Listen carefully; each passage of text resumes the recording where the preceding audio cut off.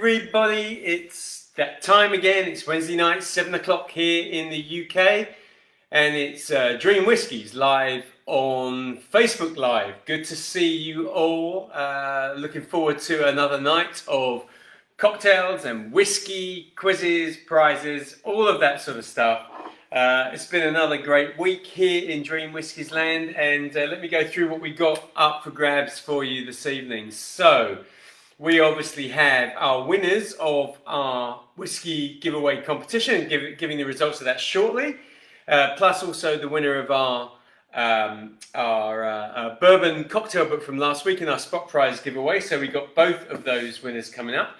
We have another great Whiskey Geek of the Week quiz for you, and this time the questions have been set by Paul Musson, and of course Paul won the Whiskey Geek of the Week last week, which meant that he had the option to write the questions, and in line with 2 or 3 weeks now, he picked up the baton and has written the questions. And I've had a look at them, and there's some pretty good questions in there, actually some pretty challenging ones. So if you're a full-on whiskey geek, these are really going to challenge you. We obviously have our Mix With Me cocktail coming up later on in the broadcast, plus 2 other cocktails and other stuff that I'm going to tell you about. So let's see who's with us tonight.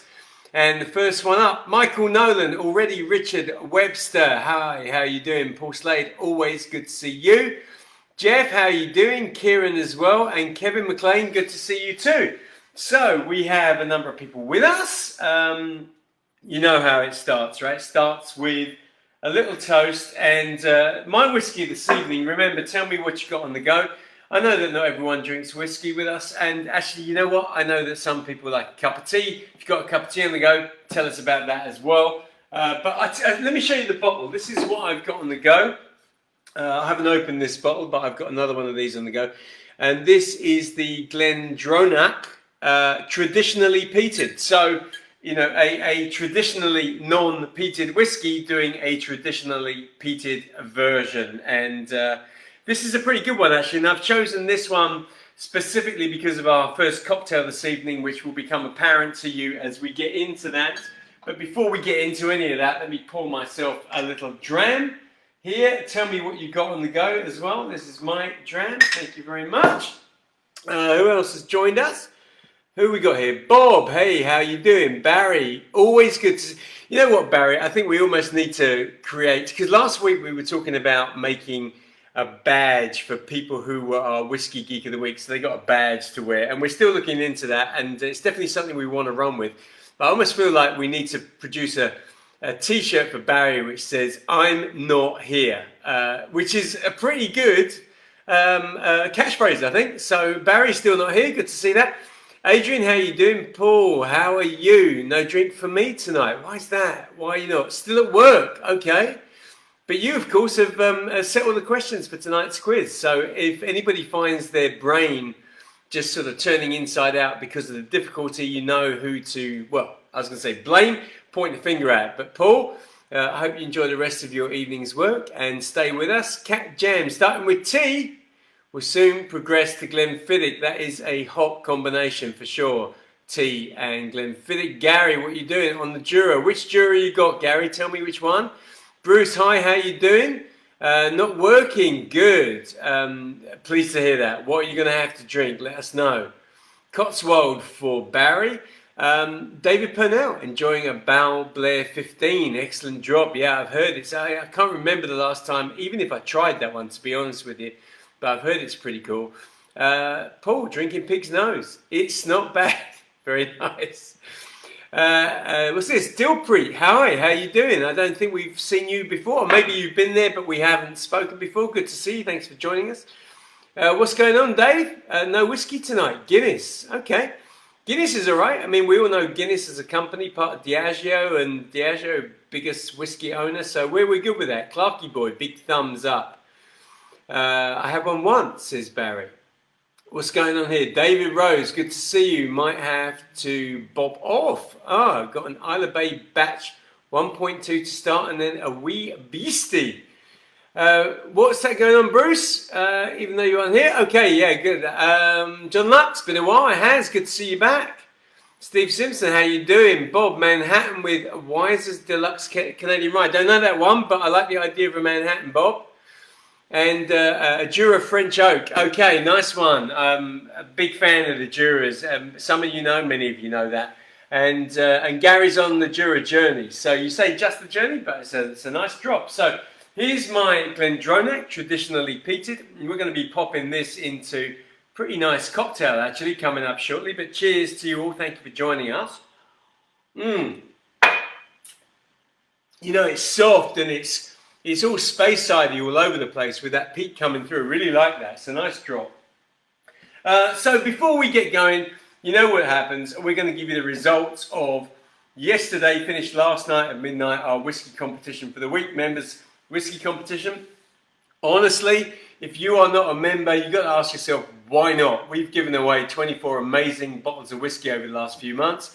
Really amazing. One every week, plus all our spot prizes, plus our free whiskey cocktail course online. There's a whole load of stuff going on. Why are you not making the most of it? Join up. The link is in the description. What else we got going on here? Bourbon barrel finished beer for Bruce. Liking that. Oh, I see that. A nice picture there. Green spot, Cat Jam.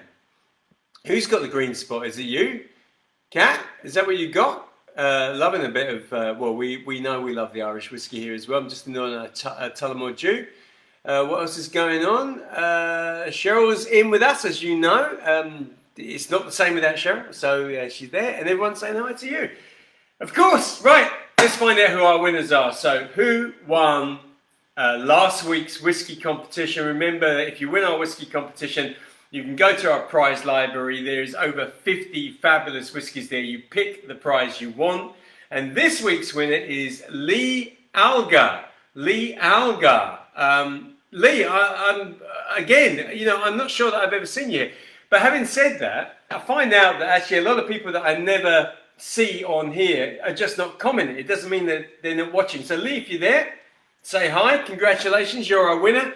I'll be sending you an email tomorrow to confirm that. And last week's prize was this is the spot prize, by the way, for our spot prize competition was this, the Big Book of Bourbon Cocktails. A fine bit of alliteration there. The Big Book of Bourbon Cocktails, and that is going to Kate Milligan. Kate Milligan, congratulations, well done. That is yours. Now, we have what do we have? Oh yes, this week's spot prize. Hold on a second, just let me get it because I mentioned it last week. Let me pull this out from up here. Sorry, I'm out of the screen. There we go. This week's spot prize is this. This is by far the best cocktail book ever written. Now I say that with all humility because of course I wrote it and therefore I might be slightly biased, but it's a fabulous book. It's called 101 Award-Winning Cocktails. Every cocktail in this book has won a major global cocktail competition. So we're talking about the best drinks by the very best bartenders on the planet. One of them is mine in here. So you can check that one out as well. But the other 100 are from 100 other people from around the world. Fabulous book. So what will happen is if you win this week's members spot prize competition, you will get this book. What I will do is it will take a little while longer to get to you than our normal prizes because I will get the publisher to send me another copy, which should have been here today, but it's not. I will sign it for you and then I will get it out to you. So that's our prize for this week. Let's put that over here. Let's get that out of the way and let me get myself back into the screen. So this week's Whiskey Geek of the Week competition, as ever, 12 questions running through the whole broadcast. And this week's questions have been set by Paul Musson, who is a two-time winner of the Whiskey Geek of the Week, which means he's not going to win it for the third time this week because he set the questions. Plus, from what we've seen, he's already at work. So I guess he's not going to be playing this. Sort of dipping in and out, I reckon, Paul. Anyway, I've had a look through these questions and they're really challenging. What Paul did say to me is that he's picked up on the idea that we tend to ask most of the questions about Scotch whiskey. And last week I made a comment about trying to do some that gave a bit of a nod to other international whiskies. So he's made actually pretty much his whole quiz about international whiskies. Not exclusively, but pretty much. So it's a little clue for you. And as ever, the first round, the first 3 questions are anagrams. Anagrams all set by Paul. So I'm going to give you 3 anagrams. You've got to unscramble the letters to come up with a whiskey or a whiskey distillery. So in many cases, it's pretty much the same thing. So get yourself a pen or a pencil and some paper, and I will give you the first 3 before we go into our first cocktail. And our first cocktail tonight is well, I'm not going to even tell you because it's a pretty cool name. I'm going to hang it back. So what's going on here? Lots of congratulations going on. Congrats to the winners. Nice looking book. Thank you very much. Awesome prize. Absolutely. Yeah. Okay, here we go. So, question number 1. First anagram. Take these words unscrambled, turn it into a whiskey or a whiskey distillery. Number 1 is Unclad Bianca. Unclad Bianca. I'm going to spell it for you. Unclad is U-N-C-L-A-D. Unclad, and Bianca is Bianca, B-I-A-N-C-A. Unclad Bianca. Which whiskey is that? Anagrams, remember anagrams. Question 2. Just giving you a chance to write this stuff down. Okay, so question 2. Remember, you got the whole of the broadcast to try and work these out anyway, so you're good. Just get the main sort of pre-anagrams down, and then you can work them out as we go along. Question 2 is this. YMCA Mark. YMCA Mark. So, YMCA spelled Y-M-C-A. And then Mark. M-A-R-K. YMCA Mark. That's a good one, by the way, Paul. I really like that one. What else have we got going on? All right, question 3 before we get into our first cocktail. And I'm slightly worried about our first cocktail because last week Cheryl was how can I say, she was restrained in terms of trying to steal stuff off the bar, but I know that this first cocktail is right in that sweet spot for her. She's going to love this one. So I'm going to have to hold on to it for a while, I think, at least try. Question 3, Vocal Sun Lives. Vocal Sun Lives. Or you could say lives. Anyway, let me spell it. Vocal. V-O-C-A-L. Vocal. Sun, up there, S-U-N, and then lives, L-I-V-E-S.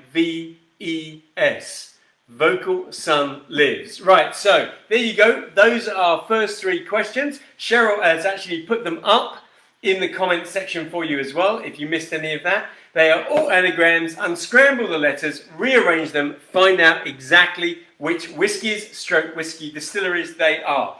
All right, here we go. Our first cocktail of this evening is called a Smoking Zombie. Smoking Zombie.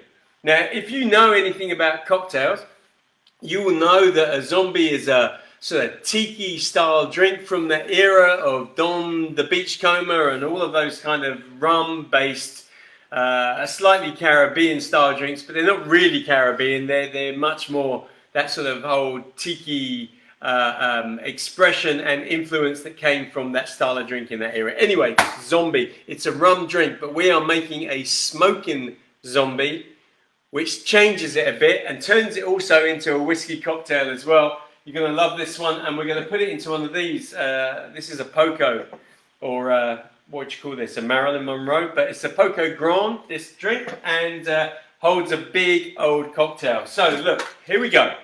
Start by taking our glass, and the first thing we're going to put in, and this is the thing that makes it a smoking zombie, because you wouldn't ordinarily find whiskey in a zombie cocktail, but you are going to find it in this one. And because I'm using this traditionally peated from Glendronach, that's the smoky, okay? So we're going to take 25 ml of our peated or traditionally peated Glendronach. There we go. That's going to give us the smoky notes that we want to turn this into the cocktail that we want. And now we're going to go back to the ingredients that make it a zombie. So 2 types of rum that we want in here. The first one, I would say to you, ordinarily, you would go for a dark rum and a light rum. I've decided to go for a spiced rum and a light rum. And I'm using this one. Many of you, I was going to say many of you know this, but actually probably more of you don't know this one. It's called Cinnabar, and it's relatively local to me. and it's produced by a friend of mine at the Portsmouth Distillery Company, and it is a stunning quality rum. So yeah, it's produced here in the UK, but actually the raw ingredients are imported from, you know, the heart of rum across the world. So we're talking about a real quality rum here. Fabulous spice, not over sweet like many of the spice rums are. And I'm going to put 20 ml, so just slightly less than the whiskey. 20 ml of our Cinnabar spice rum. Next thing I'm going to do is put in another rum, obviously, because we are talking zombies, and this is a white rum, same company, 1968, again, top-end, top-quality white rum. And I'm going to put in another 20 ml, so you can already tell, I guess, that this is a fairly strong cocktail. Here we are. Good, and now let's start to make this slightly more sensible. Who's talking to me?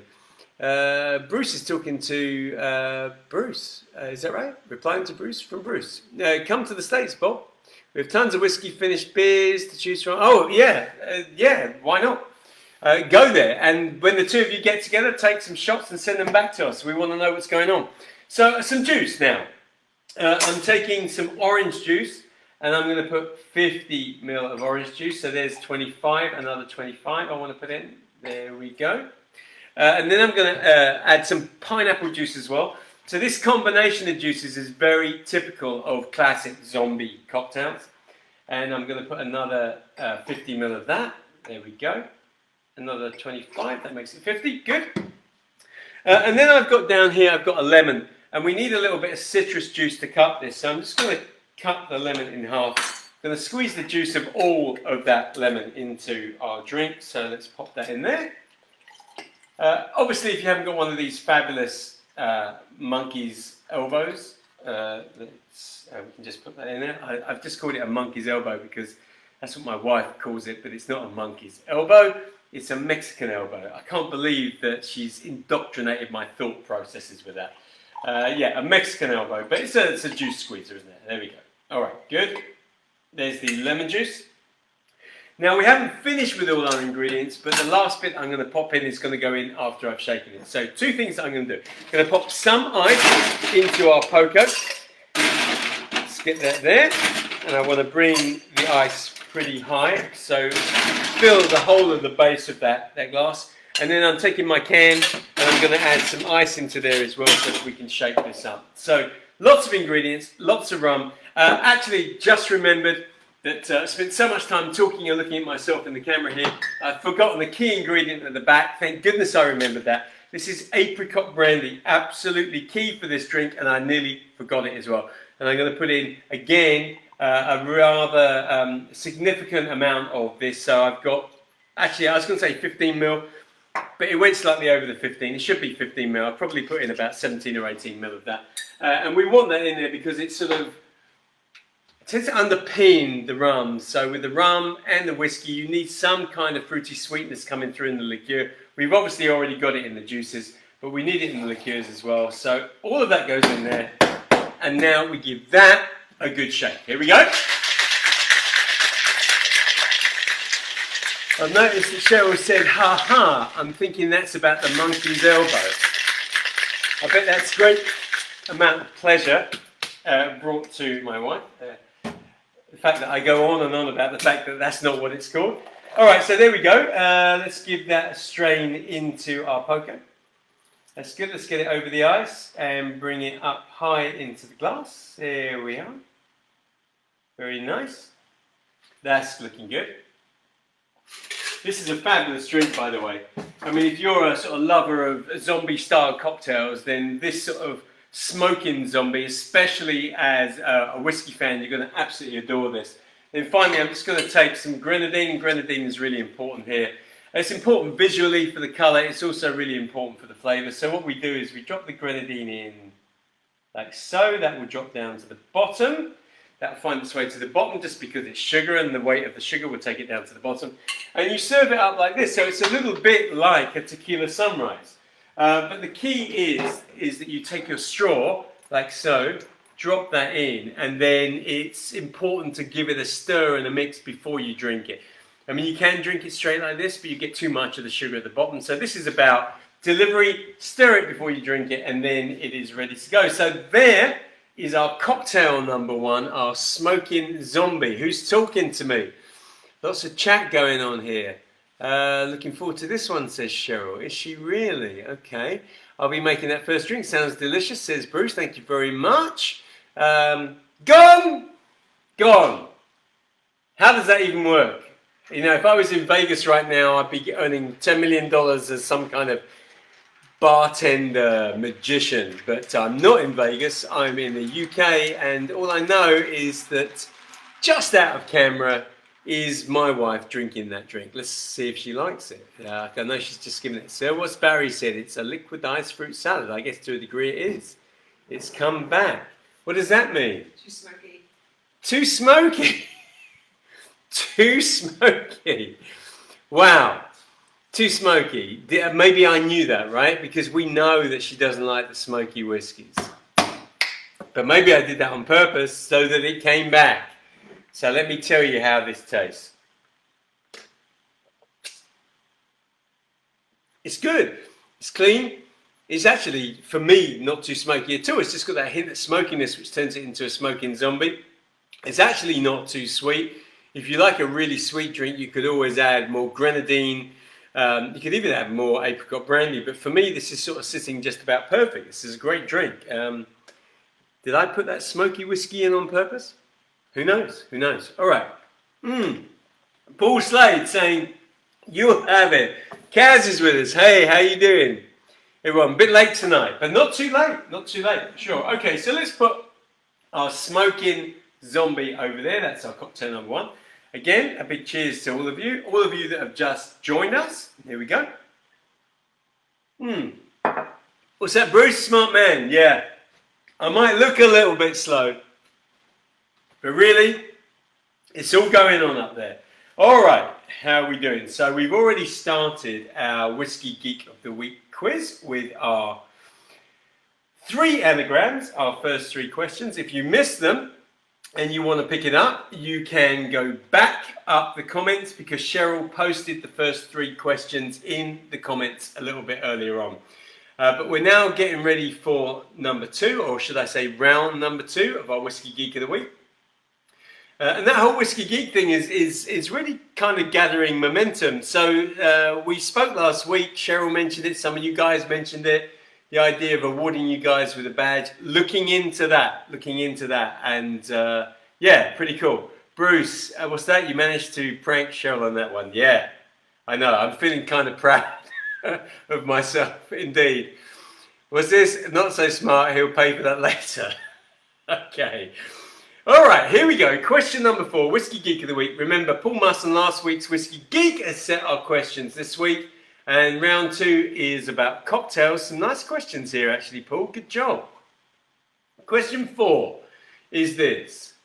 I'd like to know which whiskey cocktail is the official drink of the Kentucky Derby.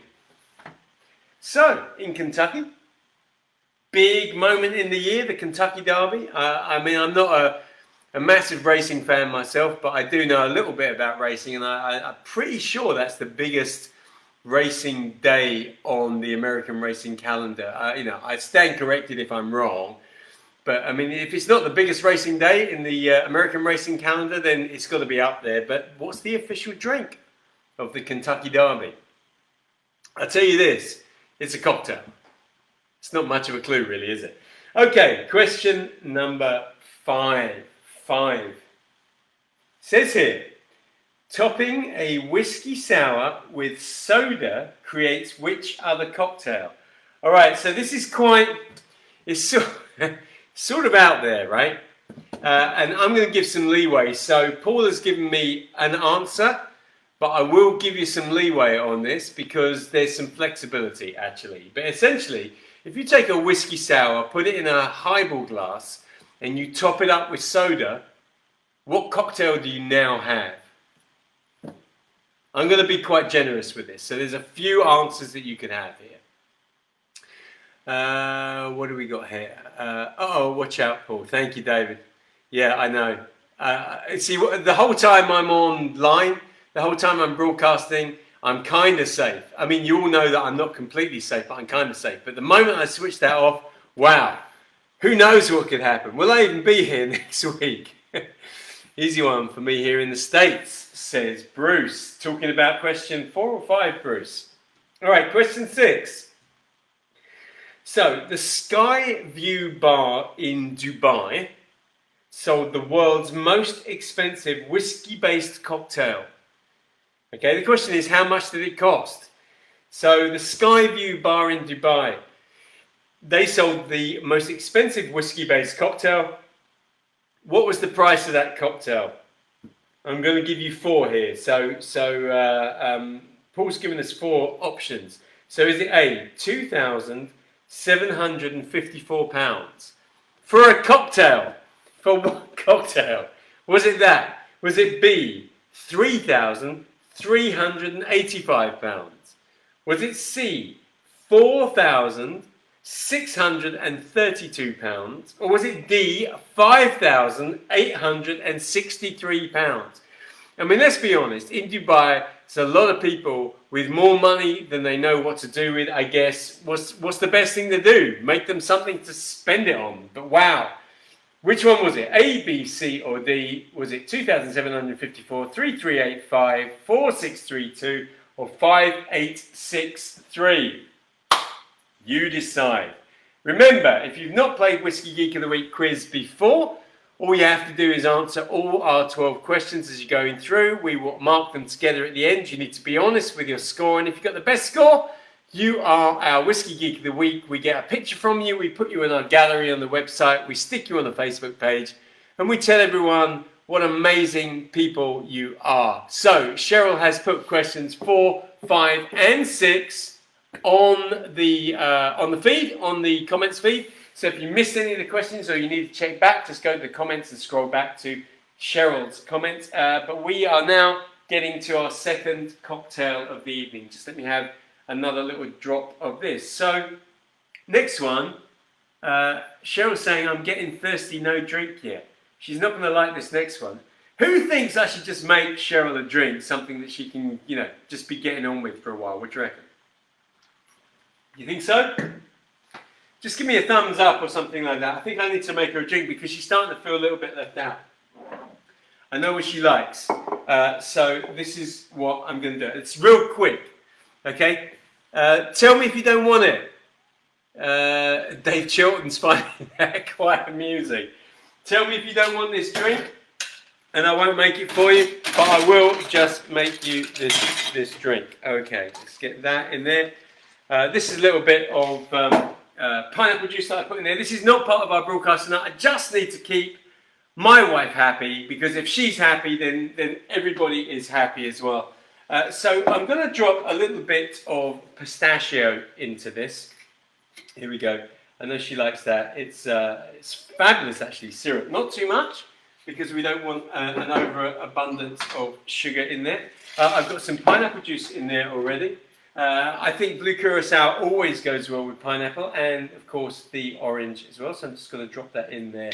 Also, I'm even going to take what is going to be, I'm not even going to make this a whiskey cocktail because whiskey is my favourite spirit but actually is not Cheryl's favourite spirit, so I'm just putting a little bit of Bacardi spice in there and let's just give this a shake first of all.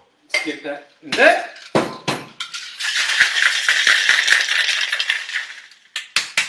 Here we go, and we will strain that in like so.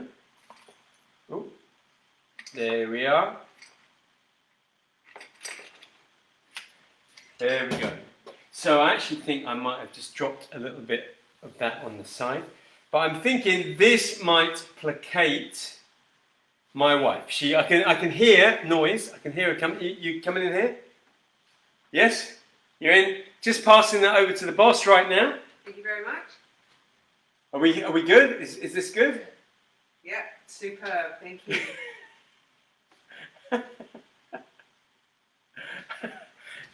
She loves it.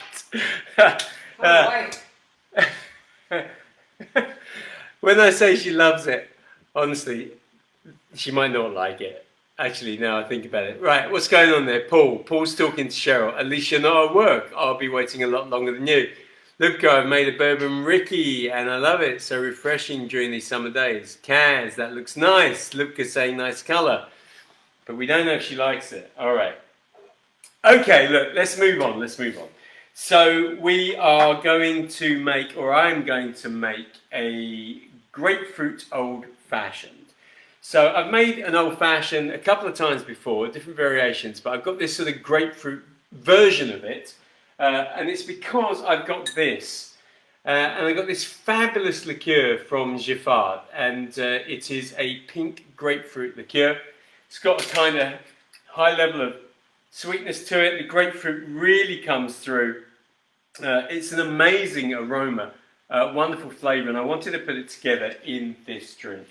So this is how we're going to put it together. We're going to start by taking a Rocks Old Fashioned glass, and as is the case with most Old Fashions, I'm going to begin by taking some sugar cubes. And the reason why I use 2 sugar cubes instead of 1 is that these sugar cubes that I'm using are relatively small. So they're not the same as those sort of big old square ones that we would have had. So I'm going to use 2. Need to get a certain amount of sweetness from it. And then what I'm going to do is I'm going to take a tiny bit of our pink grapefruit liqueur, just a small amount, just to get that wet. And then I'm going to take these, and these are, let me just show you, these are Fee Brothers Grapefruit Bitters. So I'm going to add the bitters to a little splash of what's in there, which is the grapefruit liqueur. So you can see that I'm really going quite heavy on the grapefruit flavours in this. And I want 1, 2, 3, 4. It's about 4 dashes of that in there. So I'm now going to take my spoon, so the heavy end of the spoon, and I want to break down the sugar, like so.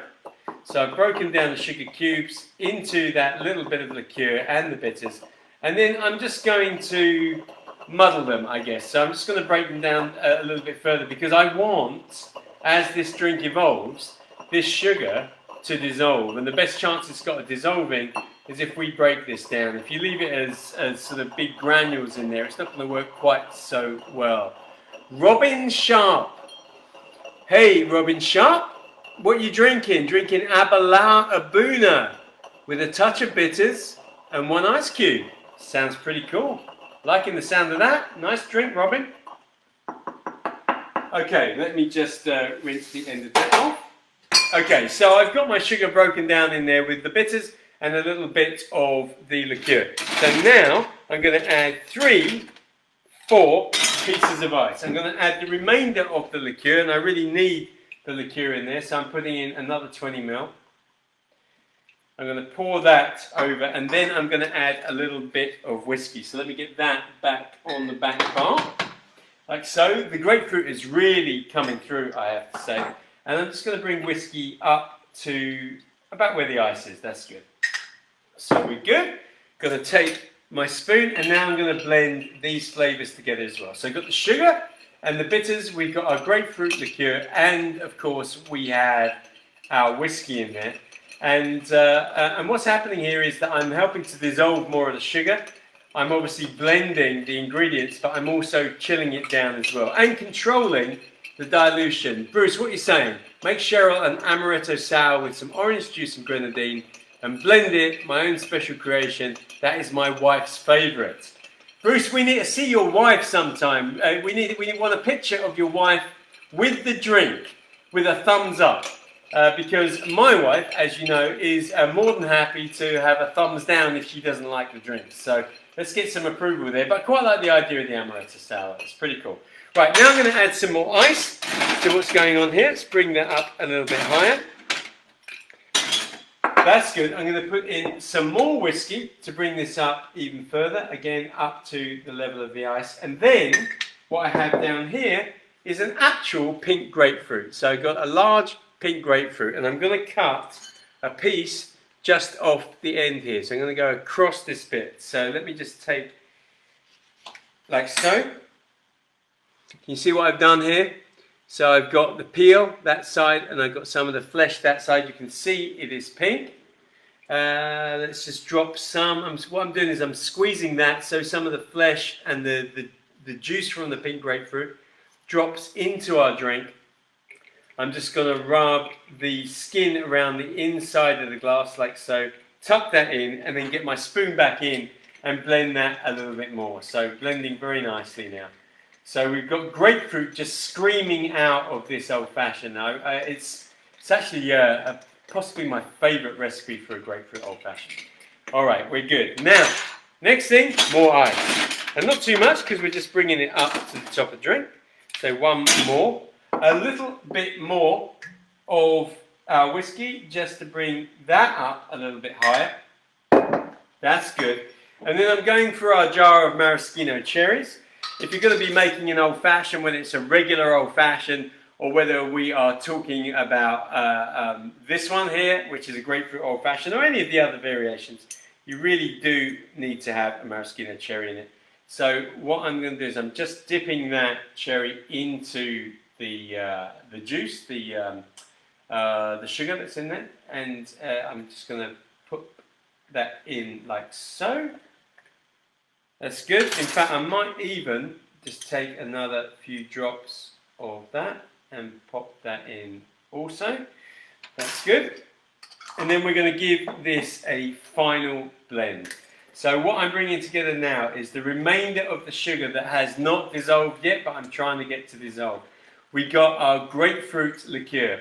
We have our whiskey in there. Obviously the ice. We got our grapefruit bitters. We got a twist of grapefruit and the maraschino cherry. And that, ladies and gentlemen, is a fabulous, truly wonderful drink. This is our grapefruit old fashioned. And I think I've just got to give this a quick taste. Let's have a little taste.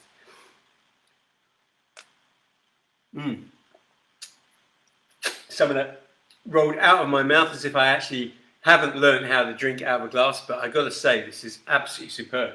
In a strange way, I didn't think that this one would even be on the menu for Cheryl, but there is a chance that she might actually quite like this one. Let's see what happens. But let's just pop that over there. And that is our cocktail number 2 for this evening. Okay, all right, let's get back into this. Here we go. 7-5. Yeah, right, okay. I think I'll just steal the cherry, says Cheryl. Well, look, come and take the drink. Have a taste. You might be surprised. And the worst things, just take the cherry. That's fine. Okay, grapefruit old fashioned. Right, back to our Whiskey Geek of the Week quiz. And we got questions 7, 8, and 9. And now we're going truly international, I think. And let's see how you do. I think that the scores tonight are going to be pretty low. Ordinarily, you know, out of 12, we get winners with sort of 9, 10, 11. We've even had 100%er before now. But tonight, I don't know. I don't know. Now, these are pretty tough questions from Paul. All right, I'm just going to... well, look, let's be honest. We know what's going to happen now. The drink is coming in for it. It will probably come back, but maybe not without the cherry. Maybe I should actually just lift the cherry out of there so it's easier to get. Let's do that. Let's bring the cherry up there. Okay. Let's see what happens. Am I going to be 0 for 3 here this evening? How are we doing? Loving the cherry. Just absolutely loving the cherry. Drink. Grapefruit. Nice. Oh, I think she loves this one.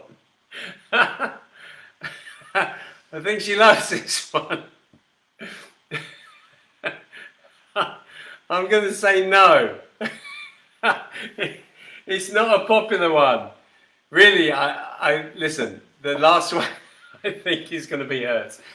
Listen, if I'm honest, I do know what she likes. I think over the weeks and the months, I think you guys have also got to know what she likes, and I think there's no surprise this evening. What's Bruce said? Try it, that old fashioned with Amarena cherries. Cheryl will be hooked on those. Yeah, definitely she'll like the cherries. That's for sure, Bruce. All right, here we go. Question 7. Question 7 is Cardrona. Cardrona. It advertises itself as the most southern distillery, but in which country is it located? So Cardrona. Cardrona is the most southern distillery, but in which country will you find it? It's not a multiple choice. You've got to just tell me which country it's in. That was question 7. Question 7. My head is really going round now. I've really got to make something that's going to appeal to. I actually know what's going to work. I mean, it's almost become a challenge. It's like I forgot that this is Dream Whisky tonight, and I've got a challenge as far as trying to make something that my better half is going to like. So while I'm telling you another question, I'm thinking of another drink. Question 8. Question 8 is this: which wrapper? And not wrapper as in the wrapper of a of a chocolate bar, but which wrapper as in M&M style wrapper.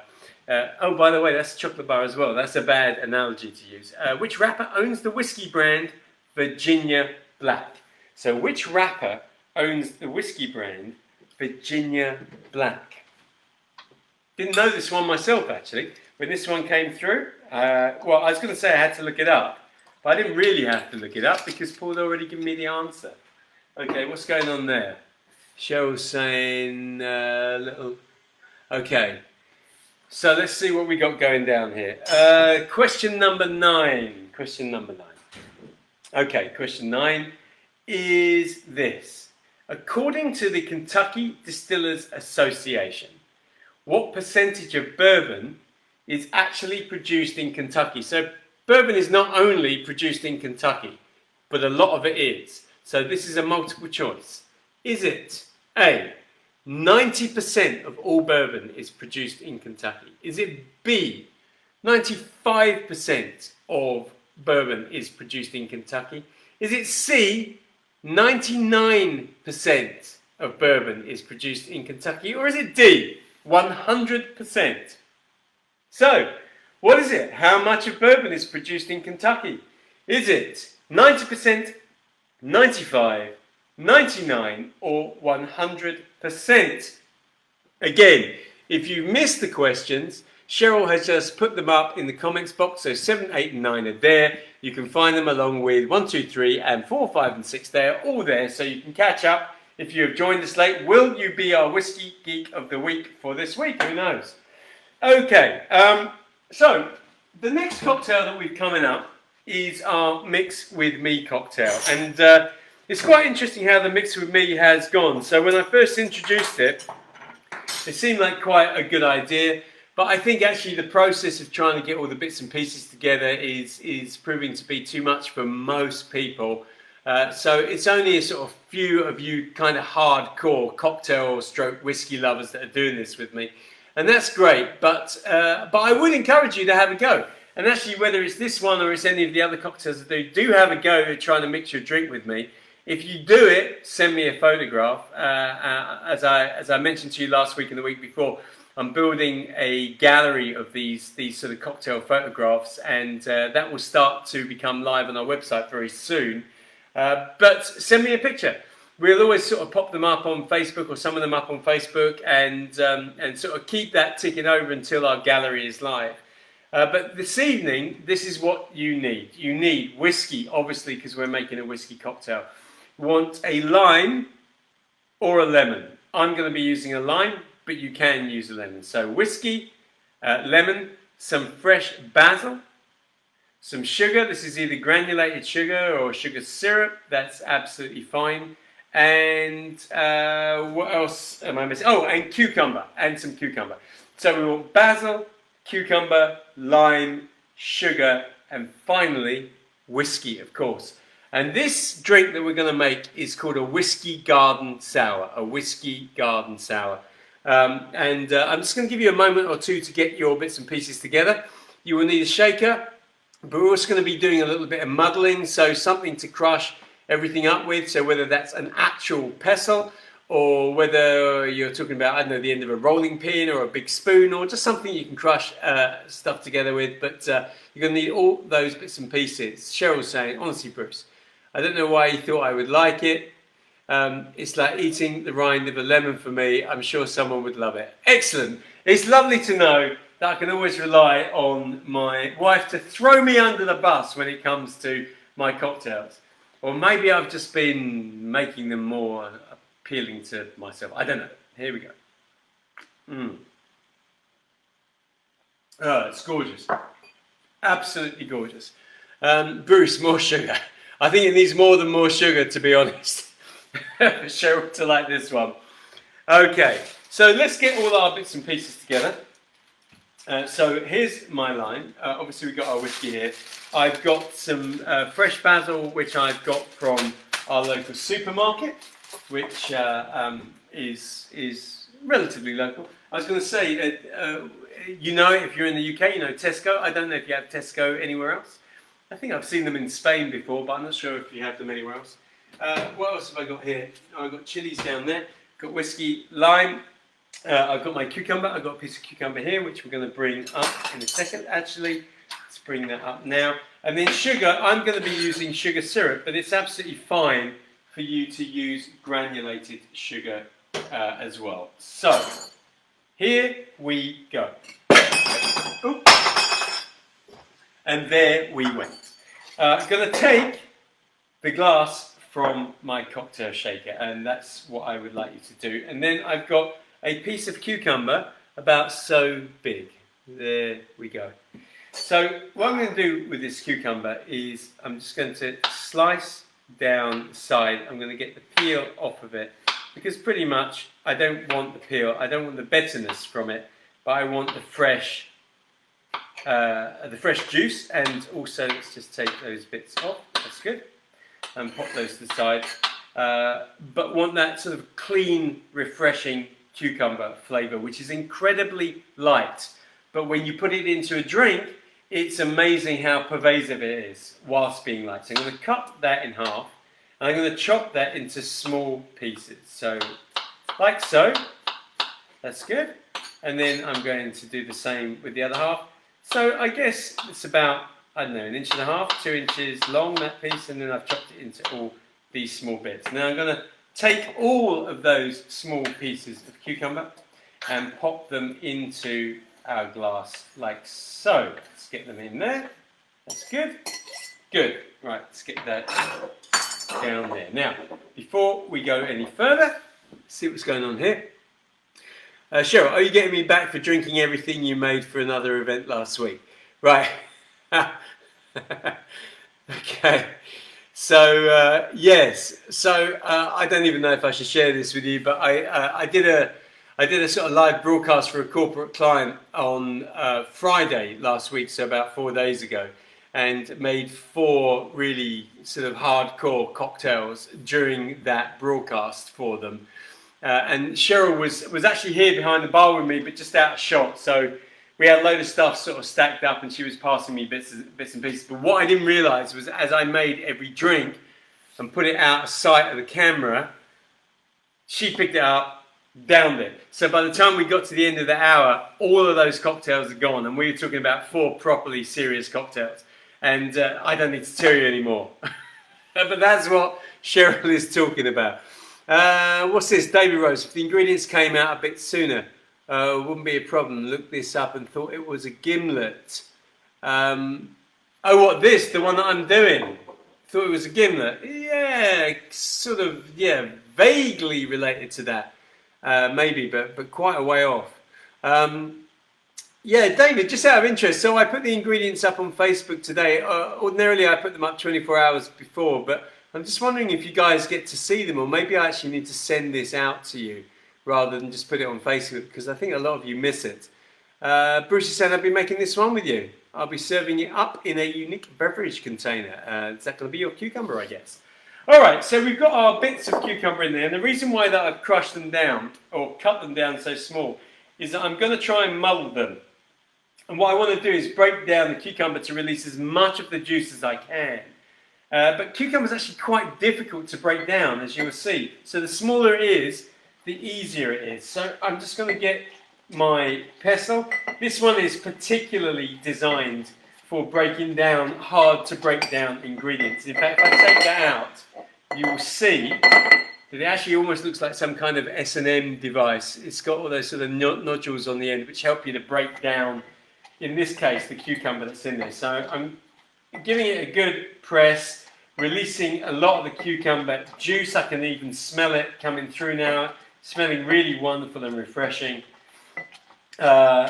And it's worth just spending a bit of time doing this. Just take a moment or two. You know, no one's timing you. There's no rush. There's no sort of race to be won here, but the more that you release, the better. Okay, that's looking pretty good. Okay, take that out. Now, what I'm going to do is I'm going to take some of this fresh basil. Basil, by the way, as we call it here in the UK, I'm pretty sure in the US you call it basil, but we are both talking about the same thing. So I'm going to take some of this. Let me get a couple of these out. There we go. Okay. And I'm going to put half a dozen of these basil leaves in with the cucumber. There we go. These are incredibly fragrant, I have to say. Really amazing. Just going to eat one. Now what I'm going to do is I'm going to press the basil in with the cucumber. I just want to release some more of that flavour. All of these sort of herbs that you might use in different cocktails, basil in the case of this one, actually they are remarkably fragrant, and when you squeeze them, they release enough. You know, you don't need to blend 20 basil leaves into this, you just need to give it a squeeze to release the flavour. Okay, good. Now we're going to start thinking about this as if we are thinking about a regular cocktail. So I have a lime here. If you've got a lime, great. If you're using a lemon, fine. I've chosen a lime because it's slightly sweeter than a lemon. That's what I'm looking for, but a lemon is fine. I'm going to cut it in half, squeeze the juice of this whole lime into our drink. So if you're using a lemon, and especially if it's a big lemon, you probably don't need the whole lemon in there. Maybe half or 2/3 of it, that's fine. But if you're using a lime like I am, then make sure you get all the juice from it. And that normally equates to somewhere in the region of, well, actually it depends on the lime quite frankly, but somewhere in the region of about 15 ml. Maybe slightly more if you've got a very big lime. There we go. Okay. That's good. Now we want some sugar. Now you can put granulated sugar in here now. And if you do put granulated sugar in here, just give it a moment. Give it a moment, just sort of stir it in, like I'm doing here. Obviously I haven't put any in.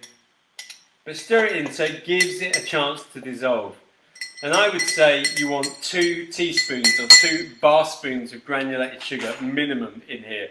If you have a particularly sweet tooth, then put a little bit more in. I'm actually not even using that. I'm using sugar syrup, which means I don't have to worry about it dissolving.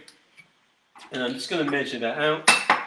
And I'm going for 10 ml. So let's get 10 ml of our sugar syrup. There we are. Good. That's very good.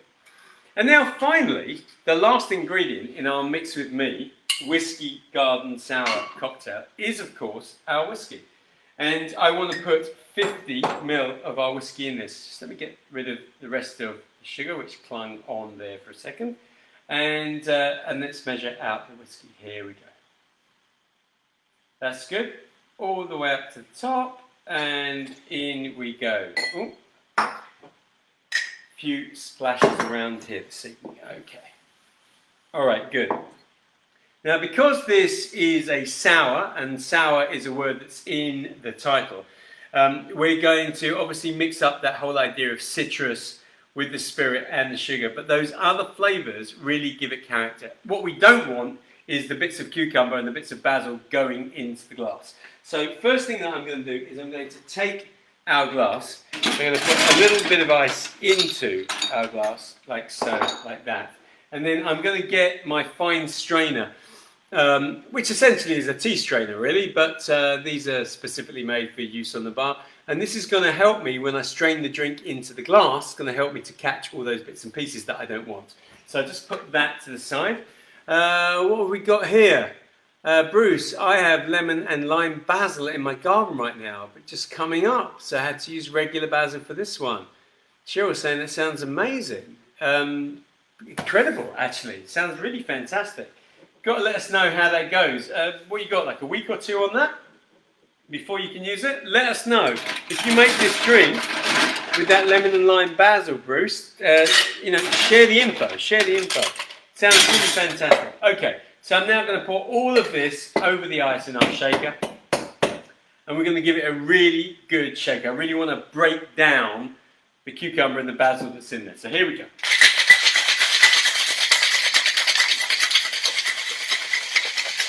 There go. Keep going. All right, so that is longer than I would ordinarily shake a cocktail. Open up. There we are. But because we want to break that down and get as much of the flavour out as we can, that is why I've done that. And now we're going to strain or double strain through this fine strainer. I want to make sure that what I get is drink, and what I don't get are bits of cucumber and bits of basil. There we go. Lovely colour, really refreshing, fabulous drink actually. Something that I'm really, quite excited about, to be honest. How would you garnish it? Well, for me, really just garnish it with a little bit of basil. So I'm just going to take some basil leaves, and I'm just going to drop those in the top. In fact, let me just take that, pop those in there. So we've got some basil leaves coming out like so. And here we are. This is our Whiskey Garden Sour. And an incredible variation and a wonderful sort of evolution of that drink. Let's just have a little taste. I mean, just so refreshing. The cucumber, which actually you would think, if you had to describe the flavour of cucumber, what would you say? There's not much flavour, right? But what you get is you get the flavour of cucumber. And it's actually surprisingly prevalent. And a dominant flavour here. The basil is really subtle. The whiskey and the whole sour idea becomes really quite light, really easy to drink. Actually, you know what? Fabulous cocktail. If you've made this with me, let me know how you've got on.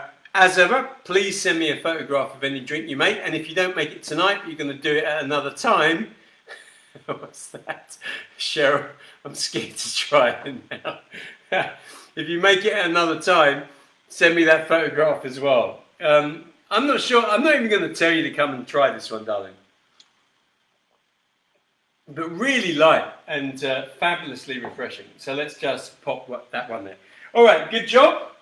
Well done. That was our Mix With Me cocktail, and congratulations if any of you have actually managed to mix that with me.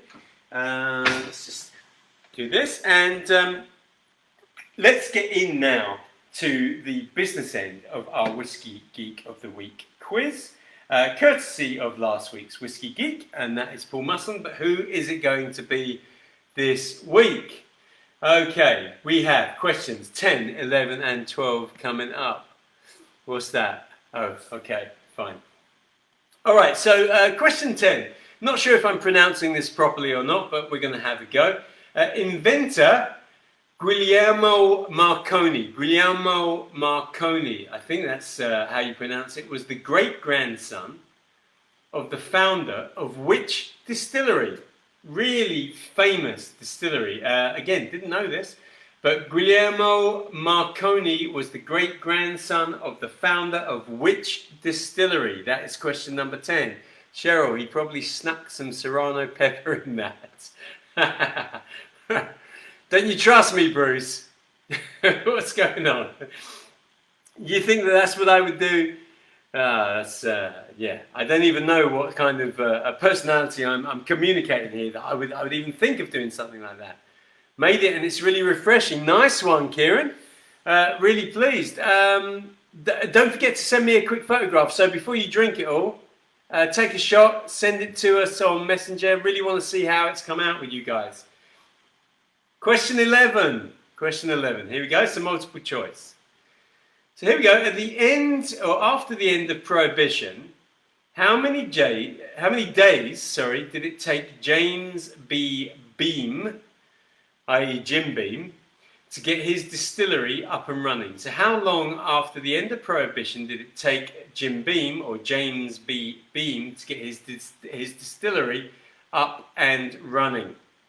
Was it A, 90 days, B, 100 days, C, 110 days, or D, 120 days? Okay, so that's 90, 100, 110, or 120. And final question in our Whiskey Geek of the Week quiz this week, and continuing that international theme, Masata Taketsuru. Masato Taketsuru was the first master distiller at which distillery? Okay, Masato Taketsuru was the first master distiller at which distillery? And that is question 12. So in a second, what I'm going to do is I'm going to run back over all 12 questions, give you the answers.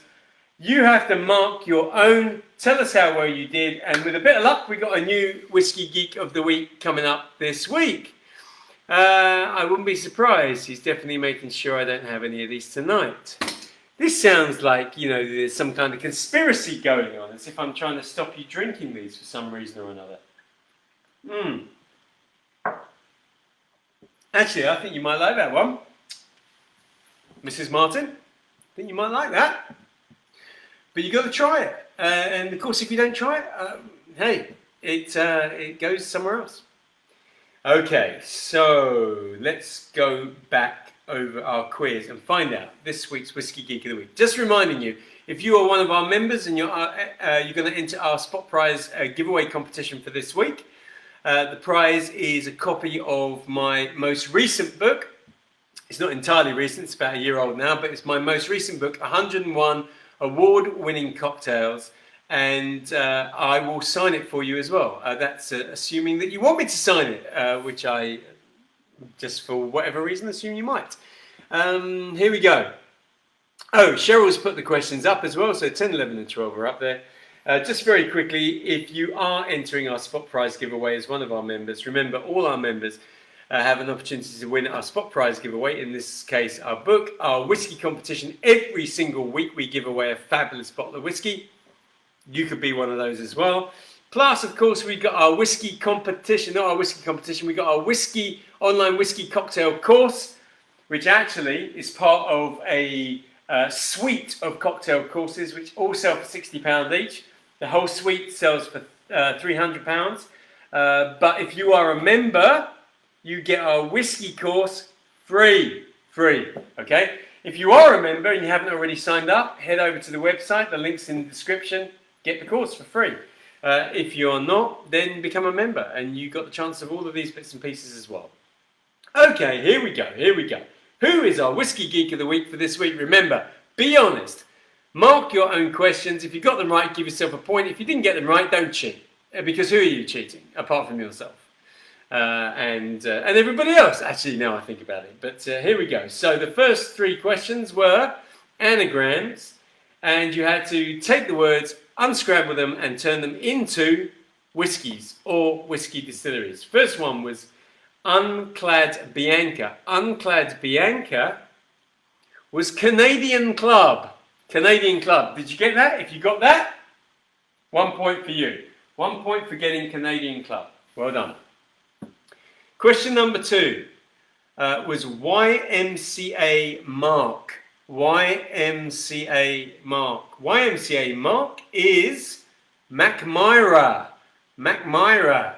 Macmyra is kind of all over the place at the moment. It's like one of those sort of niche vodkas that's just sort of nichely everywhere. Just can't stop seeing stuff about Macmyra. So Macmyra, question 2. Give yourself a point if you got it. Question 3. Vocal Sun Lives. Vocal Sun Lives.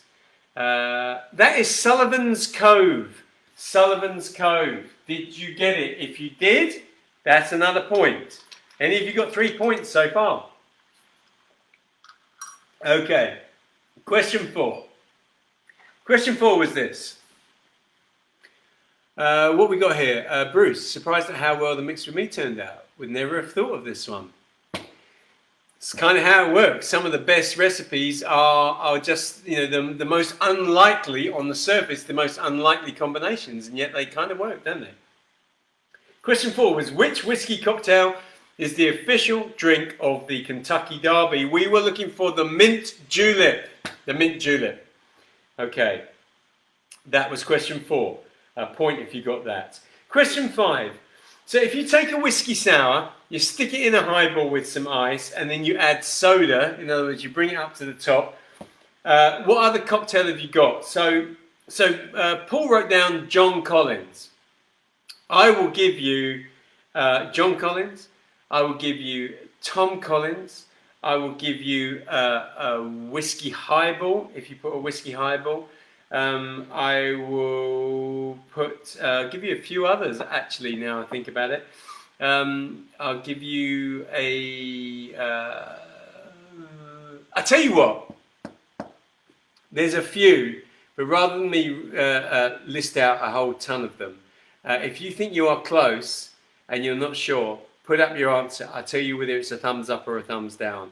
Okay, but if you've got John Collins, certainly Tom Collins, a whiskey highball, a whiskey fizz, those sort of things, I will give you that because they're all pretty much the same drink. They're very, very similar. But let me know. If you think you're close and you're not sure, then just drop your answer in there and I'll tell you whether it's a thumbs up or a thumbs down. Okay, question number 6. The Sky View Bar in Dubai sold the world's most expensive whiskey-based cocktail. How much did it cost? The answer was C. The answer is C, £4,632. I mean, honestly, how much spare money must you have to go into a bar and say, I'll have one of those, here's £4,500, which is what? I don't know. That's what, $5,000? $5,500? Wow. I don't even know what it tastes like. To be honest, I don't even know what the recipe is. They better have some 50, 60, 70-year-old whiskey in there for a start. Okay, so if you've got C, £4,632, you got a point as well. Question 7. Cardrona. It advertises itself as the most southerly distillery, but in which country is it? It's in New Zealand. It's in New Zealand. Did you get New Zealand? If you did, give yourself a point. Question 8. Which rapper owns the whiskey brand Virginia Black? We are looking for Drake. Drake owns Virginia Black. And then 9, according to the Kentucky Distillers Association, what percentage of bourbon is produced in Kentucky? We are looking for B. It's 95%. Wow. Higher than I thought, actually. I mean, I know Kentucky is the center of bourbon production, but wow, 95%. So we're looking for B, 95%. Again, point if you've got that. Michael Nolan says it has a 50-year-old Macallan in it. Okay, now that makes sense, right? That starts to make sense. But how much? A shot? I mean, we're still talking about a lot of dough, aren't we? Paul's saying, can I get a double? Yeah, I'll share it with you. 1 each for you and I. Question 10. Inventor Guglielmo Marconi was the great-grandson of the founder of which distillery? We're talking about the Jameson's Distillery. Jameson's Distillery. If you got that, give yourself a point. Question 11. After the end of Prohibition, how many days did it take Jim Beam to get his distillery up and running? The answer is D. D. It is 120 days. What's that, Barry? Gold leaf too. Is that we know that gold leaf or we don't? I mean, that whole thing about dropping in gold leaf and diamonds to charge more for cocktails. I know a lot of places have done that. I always think it's a bit of a con. You know, I'd rather not have gold leaf or not have the diamond, but have more of, you know, a 50-year-old Macallan or a 50-year-old Bowmore or something like that in there. Yeah, question 11D, 120 days. And finally, Matsuta Taketsuru was the first master distiller at which distillery?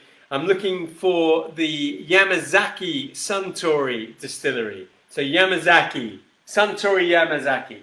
And again, if you got that, give yourself a point. So the question is, how many points did you get out of 12? If we have a tie, I got a tie break question, which hasn't come into play for a number of weeks actually. But if we don't, if we have an outright winner, then we have our new Whiskey Geek of the Week. So please pop your scores out of 12 into the description there. While you're doing that, for VIP or our members, just to let you know, 4 questions that you're going to be asked when you go onto the website for our spot prize for your chance to win my book, signed by me as well. Question 1 is, what made our zombie smoking? What did I put in there to make it smoking? What flavour was our old-fashioned variation? What was the Mix With Me cocktail called, and what herb did I use in the Mix With Me cocktail? Those are the 4 questions. You don't need me to write them down or repeat them, because in actual fact, if you get onto the website, you will see all the questions there. Not immediately. I will refresh that as soon as we have finished going live. Barry, what you got? 10. Really? Wow, 10. But 1 was a guess. 7, Google was my friend. Okay. Are you saying that you cheated? Is that what you're saying? Okay, so, Michael looks like he's put up a quote from the website. This old-fashioned cocktail is made with 55-year-old Macallan single malt Scotch whiskey from the limited Lalique decanter, natural colour. This precious whiskey is stirred with dried fruit bitters. The ice cubes are made, where are we? The ice cubes are made using water from the Macallan distillery. And then shipped out to Dubai and stirred with a piece of wood from the original sherry cask. The cocktail is served in a Baccarat 18-carat gold glass.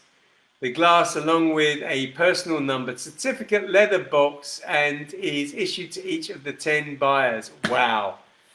Wow. Had I known that, Michael, I'd have been on a plane out to Dubai, and not that you can fly to Dubai at the moment, just to add, but had I been able to, I'd have been going and buying one, which make it sound like I would actually buy one of those, but there's no way I would, of course. Paul, only 5. You say only 5, but to be honest, I thought that the average mark was going to be about 5 or 6 here. Kevin McLean, you got 7. Good job, I think. Barry put yes. I'm not sure what yes means. Yes, you cheated on number 7. Does that mean you got 9 rather than 10? Not quite sure. You're way ahead at the moment anyway, Barry. So anyone challenging Barry? So far we've got a 10 from Barry with a question mark over one of the questions. It might be a 9, it might be a 10, I'm not entirely sure. But at the moment, Barry is our Whiskey Geek of the Week. We don't have too many scores coming in. Looks like players this week are down a little bit. Is that because we have so many of you that have won 3 times that you're not playing? I think I need to let you guys back into the game. It definitely includes Michael and Kaz. How are we doing? Any more scores coming in?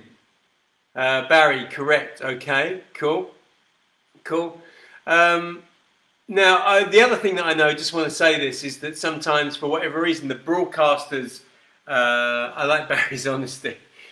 Okay, that's Cheryl. So Cheryl, I was hoping that if there are any more scores, you'd have come in and let me know, but I think I'm probably seeing all the scores. So I think I'm going to declare this in a second. What else have we got? Kieran, only 4. Bruce is served up in a cucumber. Wow, I'll post that straight away, Bruce. That's superb. That's just popped up on my screen. I don't think anybody else can say it. Bob, I quit playing weeks ago. Did you really? If you all quit playing, I'm going to stop doing the quiz. Don't stop playing, Bob. Just play. You know, we want you in. We definitely want you in. If our friend was playing, she would have won. If our friend was playing, she would have won. I don't even know who you mean there. But let's see if this works. Picture of my week 24 mix with me drink. No, it's just a link there. I think people can click on that and find your post maybe. But I'll put it up on the page anyway, Bruce. So yeah, look pretty cool in that cucumber there. All right, everyone. Look, good job, everyone. So we know our winners were for last week's competition. Barry, I am declaring you this week's Whiskey Geek of the Week. What you have to do is, as soon as you can, take a photograph of yourself holding either a bottle of whiskey or a glass of whiskey, stick it across to me on Messenger, and I will get you up on our gallery straight away. Everybody else, I want to thank you very much for joining us. If you've done the Whiskey Geek of the Week competition, good on you. If you didn't do it, try again next week, because you never know who's going to win. Also, if you made a Mix With Me cocktail, please send us your picture, whether it's tonight or you do it during the week, because we want more of those pictures coming in. What else have we got going on here? A few other questions. Luca, as always, I'm glad to understand Paul when he's speaking not to play this difficult game.